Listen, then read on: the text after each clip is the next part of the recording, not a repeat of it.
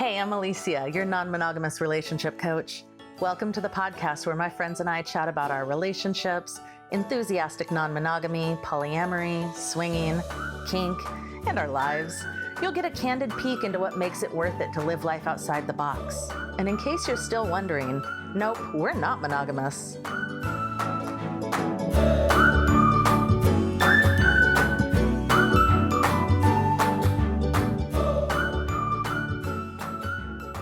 Hey friends, I am so excited to share this episode with you. I have the absolute pleasure of chatting with Jamie Love, the executive director of Sex Positive World. Jamie has such an open, authentic presence, and it truly felt like grabbing a cup of coffee with a close friend. You're about to hear Jamie's incredible journey from a conservative, religious upbringing to leading a thriving international sex positive community. And it's super inspiring to hear how they help create spaces where people can explore intimacy and sexuality without shame or judgment.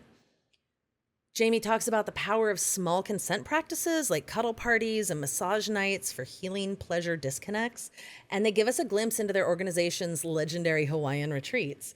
When people feel truly safe, seen, and free, the depths of pleasure and connection they can reach are really profound.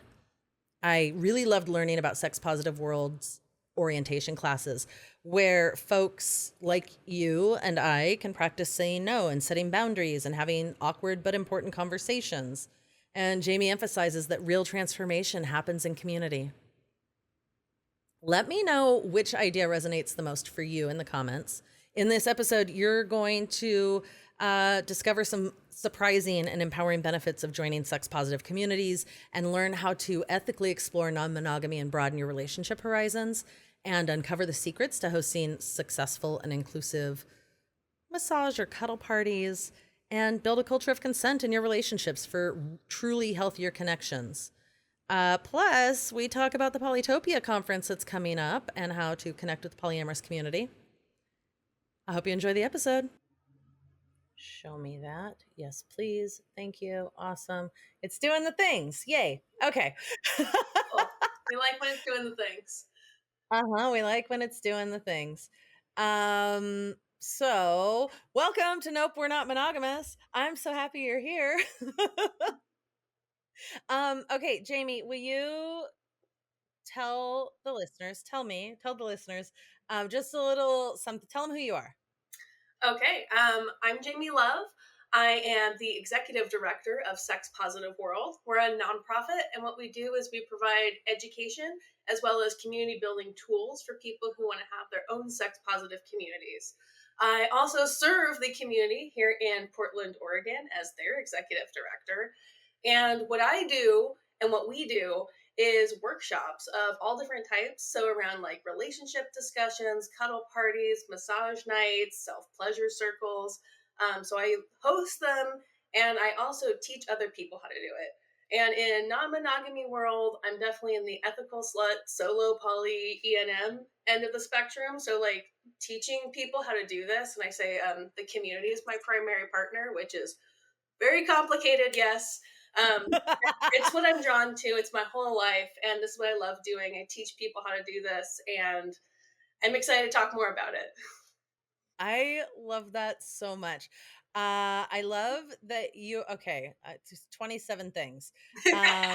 First of all, we need more sex positive communities and people to know how to be involved in them and how to interact and how to create them and how to access education and resources. So I love that you're doing that. I also love that I don't know if you use the word that's coming to mind for me, the one that I use, polyamorous slut. Yeah, sure. Yeah. I love it.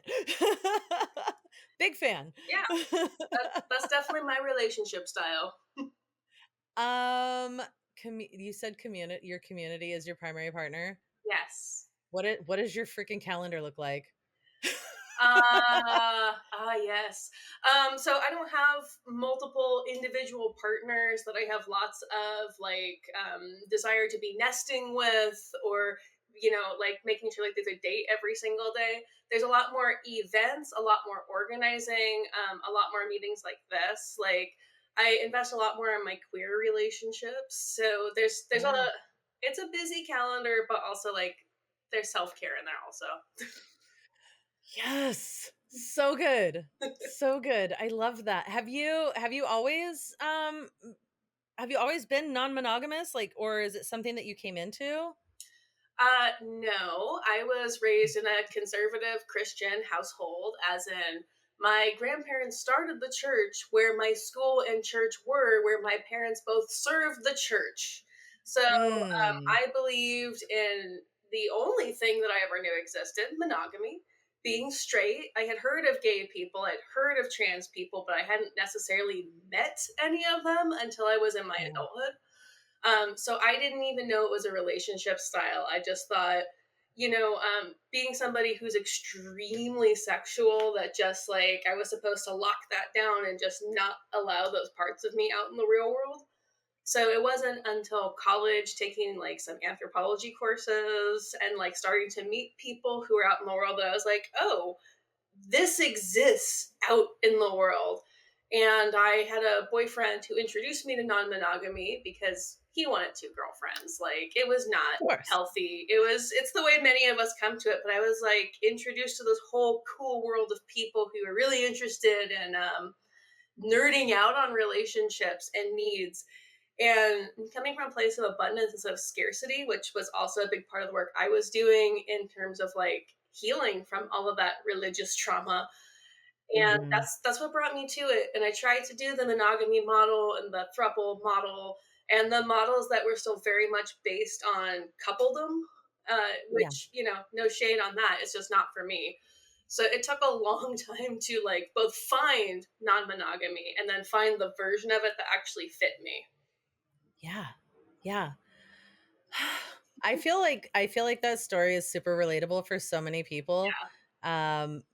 It's like that hard left turn as you become an adult and realize you can make your own choices and like learn things other than what you were told.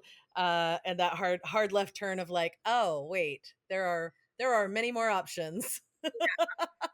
And I'm the youngest of five women. I'm the only one who's really like gender queer, pansexual, and all the things, and is into this whole world. So I will say, like, I have family members, sisters who are like, they're totally monogamous. That fits for them. They love their Yeah. lifestyle. They know there are other options. Something about me that is different. So, like, anything I say, I'm always just like, I don't want to invalidate what other people have, but this is what Yeah. works for me. Yeah. Yeah. Yeah. Yeah.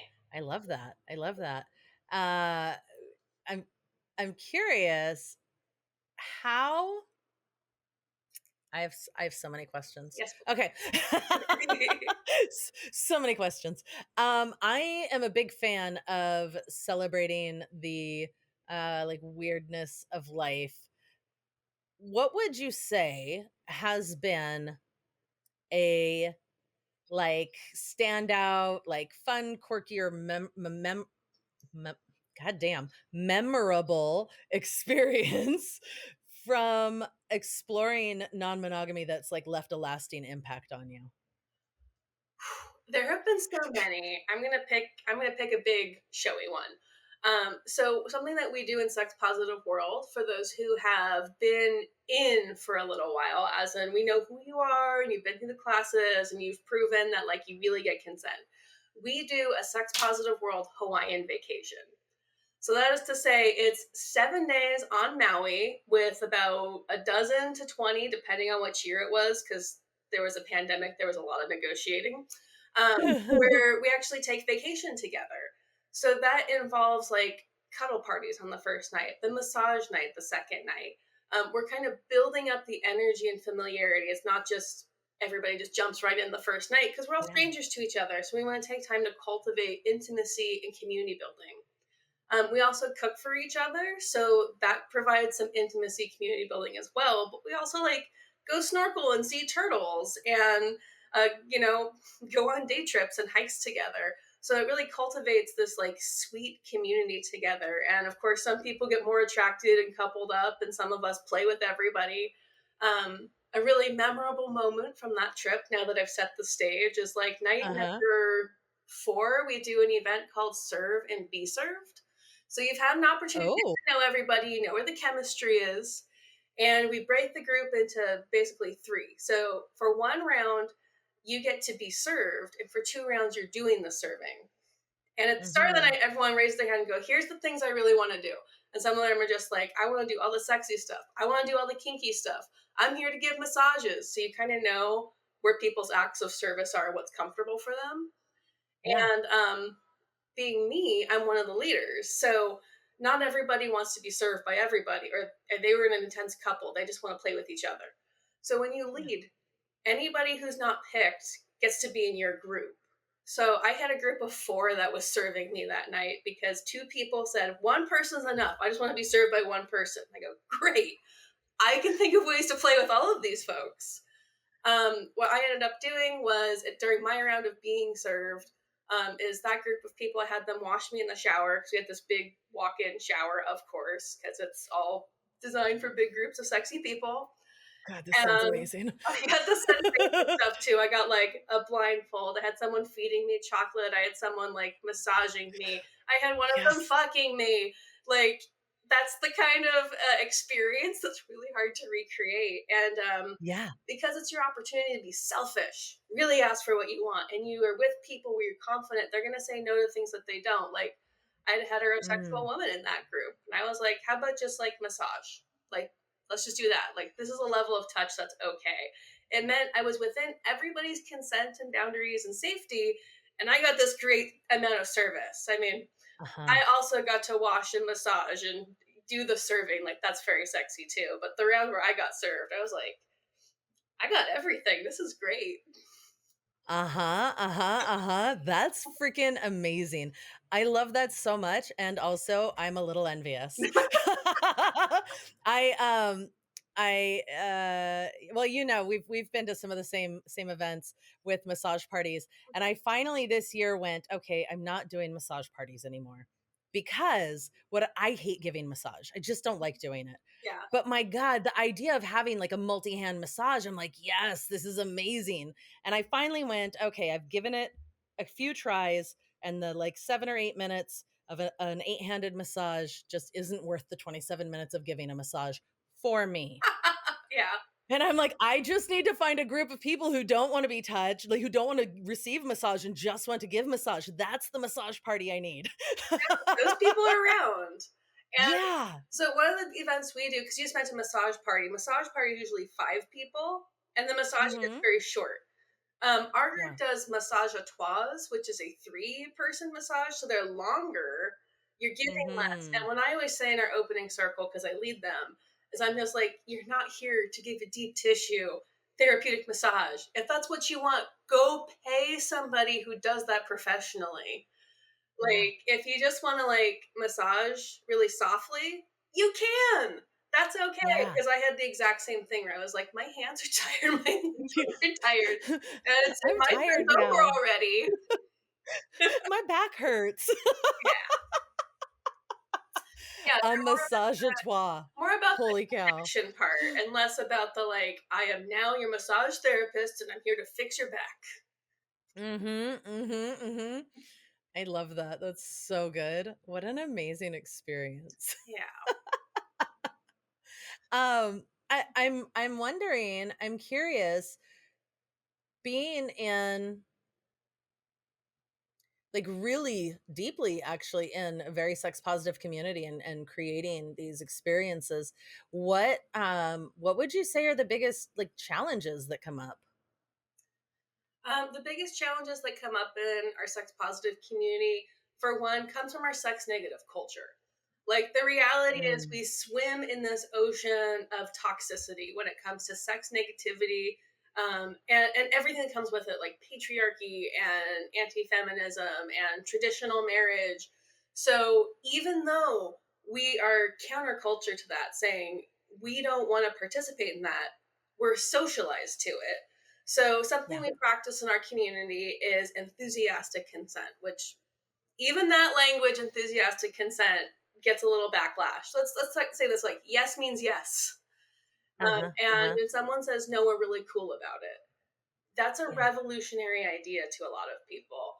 So for those of us who socialized as femme, we're little girls, we're taught to be coy and not give it Mhm. up and make sure that the boys work for it if you get to anything sexy.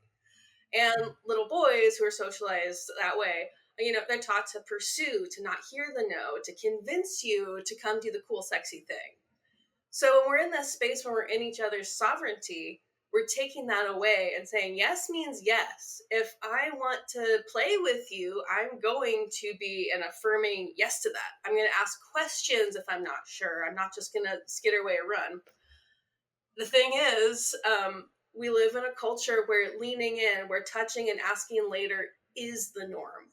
So a Yeah. lot of what we're leaning into here is teaching people, for one, ask for what you want.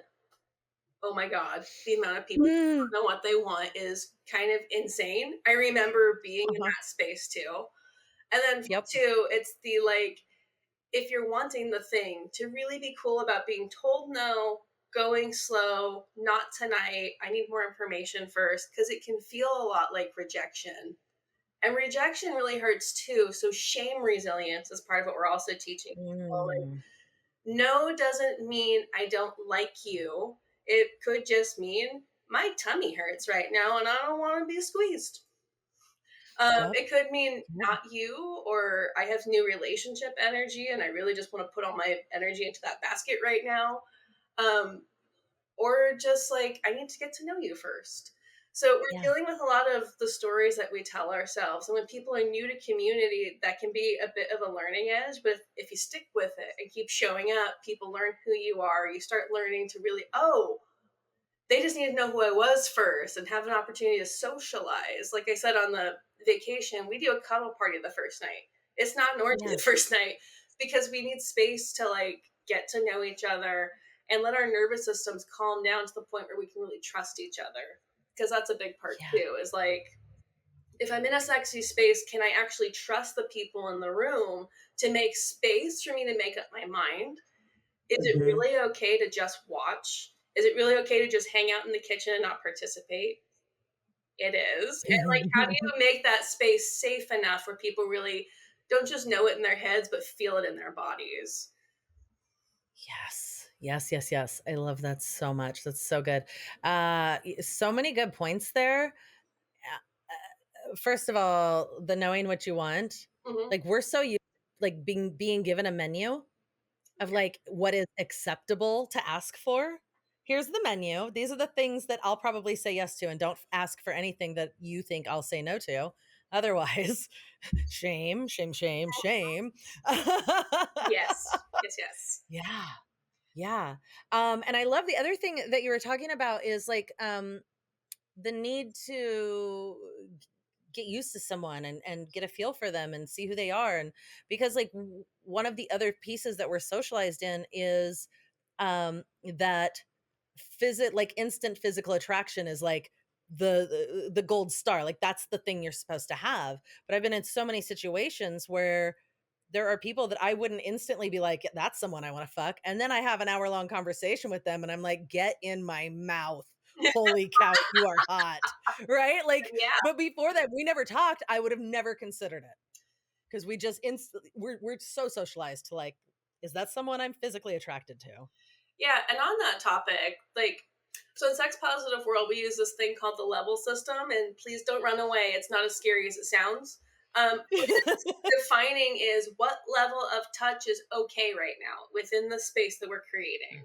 So, for example, cuddles, we call that level two. Level one being like we're just talking like a class. Yeah. That's like it's sensual, it's nurturing, it's not sexual. So, for example, like men are socialized in America not to touch each other because it's gay, and being gay is bad. That's our Hmm. narrative. Hmm. And this allows us to make that space for like one, you can touch and cuddle and not be sexually attracted to somebody. And you can also push back on some of that socializing and realize like it's actually pretty great. Or massage Hmm. night. I had three heterosexual men on a massage table at one of the massage atois that I did, and they were cool about it. They went for it, and there was a little resistance. And at the end of the night, they were like, "Oh my god, men give amazing massages. They're so strong. This is amazing." Like Yes. there's a lot of spaciousness of like touch and intimacy does not have to be about sex, sexual attraction, or like that we have to go there. Like I find the massage touch very, very nourishing, and that might be all that I want. And like I mentioned earlier, I'm a very sexual person, so like getting to the sex is oftentimes on my mind. But being in cuddle spaces, being in massage nights, being in spaces where we're exploring tantra, but we're not necessarily going towards genitals and orgasm, has taught me a Hmm. lot about how much we miss out on in American culture because we don't just share sweetness and intimacy. And if we're naked together, it almost immediately turns into something sexual because we're socialized to it. So Yeah. what if we did the opposite and said, no, tonight we're gonna get naked, we're gonna cuddle, we're gonna run sexy energy, and then we're gonna go home. We're gonna take this juiciness home and not have to go anywhere with it. Like it's really revolutionary. And it lets you to like explore that energy, like you talked about. If I don't immediately have that attraction, maybe I cuddle with somebody and we talk, and I realize like, ooh, there's a lot of chemistry here that I had no idea was here. Yeah. Yeah. God, I love that. What's level 3 then? Level three is close off. It is no penetration, no fluid Uh-huh. exchange. Uh-huh. Everything's usually okay. And we're not driving towards orgasm. So the massage à trois can be in that category where you're naked. It can be sexy that there's genital touching, but at no point is somebody attempting to get you to orgasm. Like, and no one's slipping fingers into orifices. And Right? you get to pick also. So you could be like, I only want femme bodied people to touch my chest. Or I don't want it to be super sexy. But those like long strokes up and down and including the genitals can be really integrating because of how much Mhm. we avoid those spaces so they become strictly sexual. So that's the level Yeah. three area, which I consider one of the sweetest, juiciest spaces to be with people. Mhm. Mhm. Mhm. Yes, absolutely. Oh, wait. So how many levels are there? There's four. Okay, so that's level 4. Level four is where you need to know how to have a safer sex talk because orgasm, Yes. fluid exchange, penetration are all on the table. Not to say that you have to, like I said earlier, voyeurism is participation, but it's an Mhm. option. Yeah. Yeah. Amazing. Amazing. Ah, I love this so much. It's I find it really interesting that there are levels of sex positivity in communities, or how do I say this? Like there are sex all sorts of sex positive communities, but the level of positivity and education and consent really varies. Yeah. Like a lot. Yeah, and what I say is our community, we're for beginners, people who go, Mm, I just got out of a long term relationship, dating apps suck, and I want to connect yeah. with people, or I've been religious my whole life and I just want community that sees me for who I am. Or I'm queer and I don't know what that means, but a lot of queer spaces are about sexuality or brokenness. So, what if I want to Mhm. be in a euphoric space where we're talking about gender euphoria? Or like we have things like masturbation circles so that you can be in self pleasure with other people, which is a lot more normal feeling than you might realize if that sounds like Uh-huh. crazy. Um, yeah, so it's about making those spaces. I love that so much. I was traveling with a colleague who she has had studied with um Betty Dodson, Nice. and which they really have like essentially masturbation circles, right? But the we were traveling together and we were like, oh, let's go back to the hotel, we need to like rest, and she's like, can we just like masturbate together? And I was like, yes, yes, we can. I love that idea. Thank you. Yeah. Like, and it was the first time I had experienced that, and it was so lovely and sweet. And I was like, oh, yeah, that's not weird at all. Although, as I say it, and I imagine people listening going, no, that's kind of weird. But actually, it's kind of not. Well, and I have friends that are in both categories where if some were like, I have like strictly sexual relationships, or I do. I have strictly professional relationships with other sex educators where that would absolutely not be okay, and we're really cool about it. Yeah. I'm realizing too, I dropped the thread there. Sex Positive World and its chapters were for beginners, and I don't want to throw shade on other places because there's a lot of sex clubs in Portland, for example. There's nothing wrong with just showing up at those and playing and doing your thing. Hmm. But if you're intimidated by just jumping into an orgy, we're a good place to get started. Yeah. Yeah, I love that. I love that. That's so good. Yeah, I mean, my husband and I, when we met, I knew I didn't want to be monogamous, but I didn't know what that looked like. I didn't know anybody who was non-monogamous unless they were like cheating. Um, and so we were like having threesomes with friends, that kind of thing. And I was like, oh my God, let's check out a swingers club. It felt so wild to be like, I Googled a swingers club and we went and we were like, we're not going to play with anyone. We're just like, we'll just do us. Right. But we were like deer in headlight, like, Mm-hmm. what now? Oh my, like we had someone come up to us and they're like, you're new, huh? Like, can you tell? Is it that obvious? And then, and so like as time progressed, like we went to lots of swingers things and then went to kink things and then we started meeting more polyamorous folks. And then we started going to things with like sex educators and like the evolution of it. And I just saw this like really, really wide variety of sex positivity and consent and all of the different ways that it can show up. And I love that there are people teaching how to have safer sex conversations, how to have like non-sexual touch, how to have being able to just say yes and no and receive and give. And I love it like I am so excited by it. One of the things that we started doing in the pandemic was that we've had these classes for a long time where we teach these skills, right? And we have an orientation to sex positivity where we also practice saying no, we practice negotiating, which like takes a lot of pressure off. And where do you ever practice saying no to people? Like, we don't live in that kind of culture. It's all about convincing Hmm. people to change their mind and say yes and buy whatever you're selling. So, orientation to sex positivity. We have a class called Awesome Boundaries, which is my favorite class because I'm a people pleaser. It's a problem. And Awesome Right. Boundaries, we talk about culture and socializing. We again practice saying no and negotiating. We talk about like sometimes something is a hell yes, and you start doing the thing, and you realize I am not a hell yes to this anymore. Actually, I'm uncomfortable. Actually, this hurts. Actually, this might be dangerous, and like you're in your head the whole time, right? And you never speak up. Like, we have Hmm. conversations around this. There's the pleasure talk. How do we talk about not just sex but pleasure and like what you need? Like, for me, part of what's important for my like having a good sexual experience is I gotta have cuddles and body contact. That's part of my safer Mm. sex talk. And I learned that in the pleasure talk. There's a lot of different ways to have that one. And then we also have sexy intersections, which is about how our identities play out in our sex and dating lives, whether that come from issues around race or queerness, or ability, or just like how your body is perceived by other folks.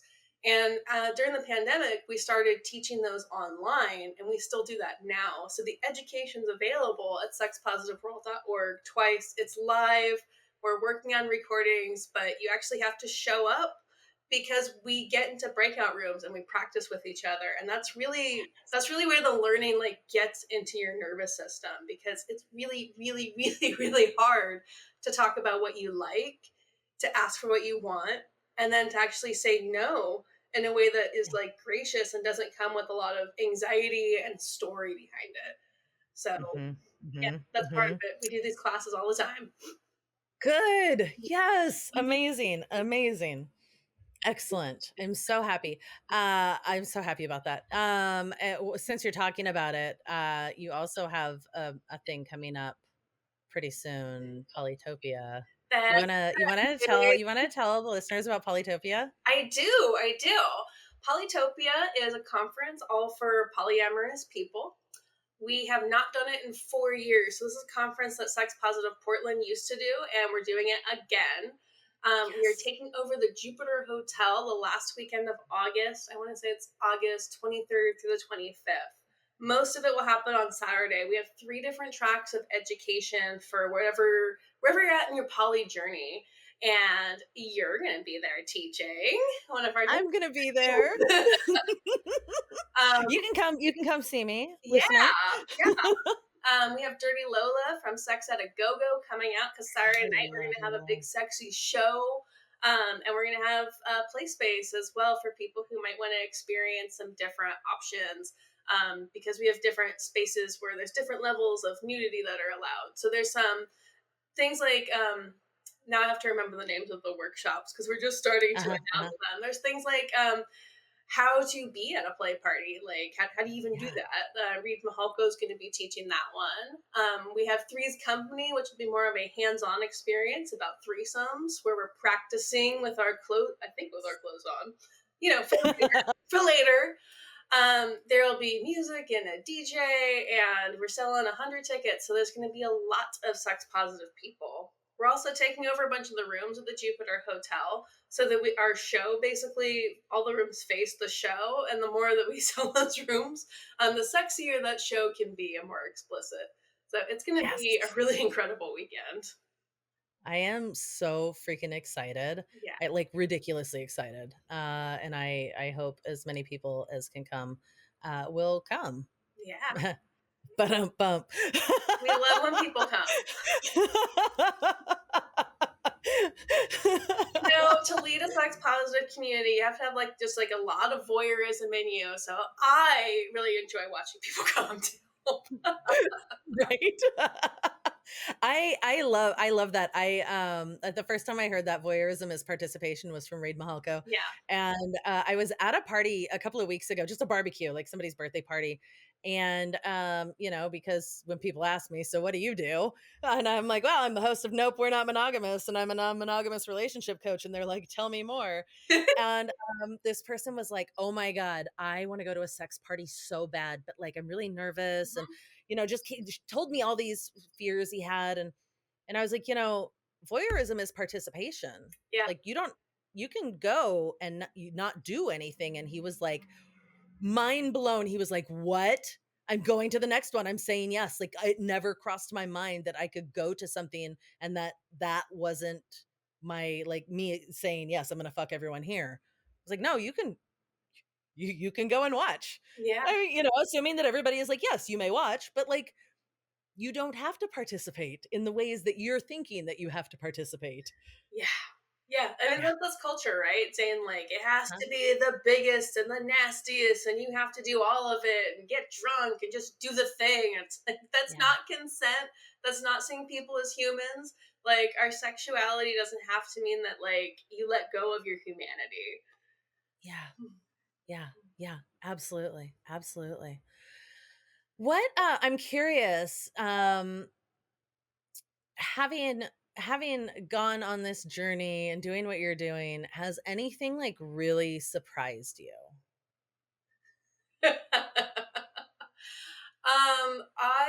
I was introduced to sex positivity, I think, in 2017. I used to meet people on casual encounters off of Craigslist. I still do something Mhm. similar to that, even though casual encounters is gone. And that's when I was first introduced to like this whole world of sex positivity, where I went to my first orientation and had like met my first trans person in real life. I had my first conversation around consent, and I'm just gonna say what surprised me was going from that moment of, oh my God, this world exists, to now I'm running a local chapter, to this point in my life where this is my job. My Yeah. job is to teach people how to throw their own massage parties and how to do the repair work when things go wrong, because they absolutely will. So like that's been what's surprising to me, because my background's in television and film, and I thought that I'd just be behind the camera my whole life, and here I am in front of the camera. I did my own podcast for a little while. I didn't think that would be me. Like, I don't have the purple hair. I'm not covered in tattoos. I don't have the look that a lot of the folks in this field do. And I Yeah. think that works out because I get to show up as my authentic self. So I think what's really surprised me is how much this work is necessary, and that just however I'm wired really allows me to do this. So I get to travel around. I just did a road trip down to LA. I have one plan to go to New York in October with my co-teacher, Lady V, and bring sex education and teach people how to start community. Like, what do you actually need to get going? So I'm I'm surprised that I'm doing this and that this is my life, and it's not normal. It's not what other people are doing. But I also love that. Hmm. Yep. Yep. Yep. Yep. Yep.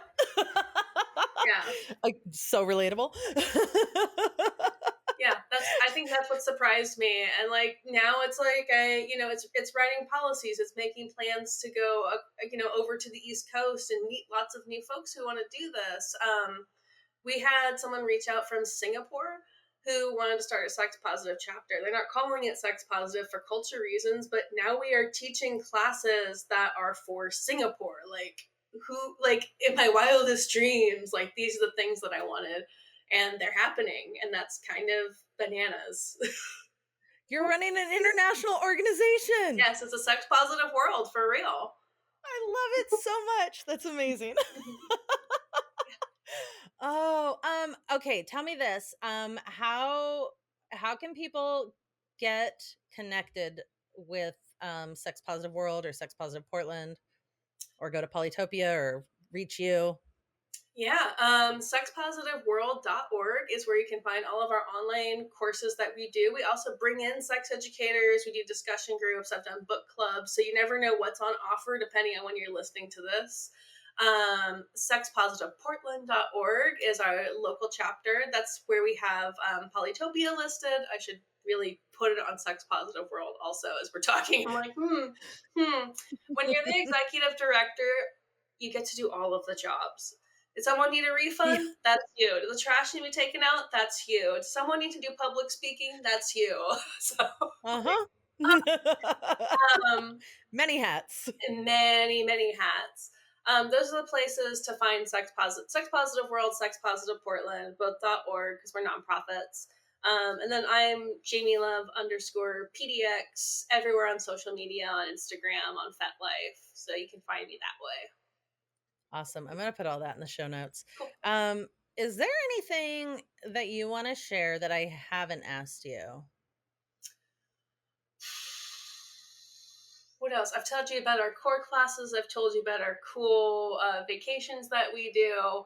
I'm really inspired to help people start sex positive communities because I think that there is a real loneliness epidemic that's happening Mm, all across the world and especially in the United States.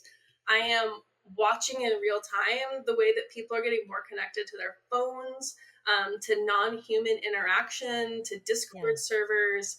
And I really believe that what people are missing is community. And Yeah. I think so many of us are shut off from our sexuality and intimacy.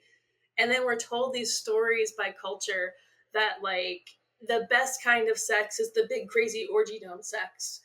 And there's this huge disconnection between our humanity, what we're seeing in the world, and then the loneliness that comes from being on social media. I really believe that building community is the answer to that. And for many of Mhm. us, it's going to come through sexuality because that's the piece of us that we need to heal. Yeah. So if you are interested in getting started or getting connected with that, like if I'm speaking to you, that's the work that I do. So I'm working on right now.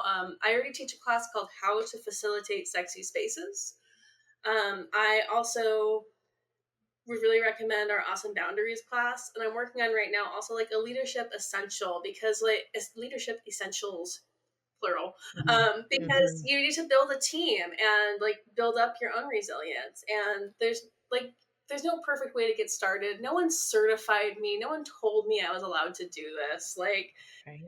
there's not a clear path forward because we don't talk about this stuff. Like you can't Mhm. even use the word sex on Facebook without that disappearing from all your friends' feeds. Like Yeah. we live in a culture where talking about sexuality, even in a safe, sane, consensual, educational way, is really not okay. And it's thought of as dirty and it's thought of as wrong. And then you add on top of that like monogamous culture. So many of us are not monogamous, or we've been in a long-term relationship and we want that openness, whatever that Mhm. might mean. Maybe you're monogamish. Um, Yeah. I think it's so very important, and it really answers a lot of these larger questions around loneliness and how do I date, because where do you go? Dating apps? dating apps suck. Can we be real? Like, they're not designed to help you actually connect with another human. They are designed No. to keep you swiping because it's Yep. addictive and gambling. And there's like way more men than women. And then also like this erasure of queerness in the middle. Yeah. Then you think about the fact that we don't ever practice talking about what feels pleasurable to you and like really hearing and exploring that with each other. Like, Mm-hmm. there is this whole huge piece of who we are. Like, your second chakra needs attention and to be talked about. And there's just not spaces for it. And it really pisses me off. And that's probably like part of why I do this also. So, Yes. like if this is resonating with you, there's places to get started, to start, building the muscle of it. Because being able to say to somebody, I really want you to go down on me, is something I could not do when I was 18. Like, Nope. words Nope. would not Nope. Nope. come Nope. out of my mouth. I was so socialized, so shut down. And to be in a safe space where like you're following a script lets all the feelings come up. And that's where Yeah. connection happens, because we get vulnerable with each other. So I'm all about getting people in the room together, talking about it, feeling the feelings, and really like being with it. Yes. Yes. If I could give you like a standing ovation for that. It doesn't come across well in a podcast though. We love it. Oh, I can see the whole audience just cheering. Wow. Uh-huh. Okay, I have one more question for you. Mhm. And this it doesn't go on the main podcast, but it is available to our supporters at patreon.com/notmonogamous. The Nice. segment is called Just the Tip. And it's, what is your best or favorite sex tip that you would like to share?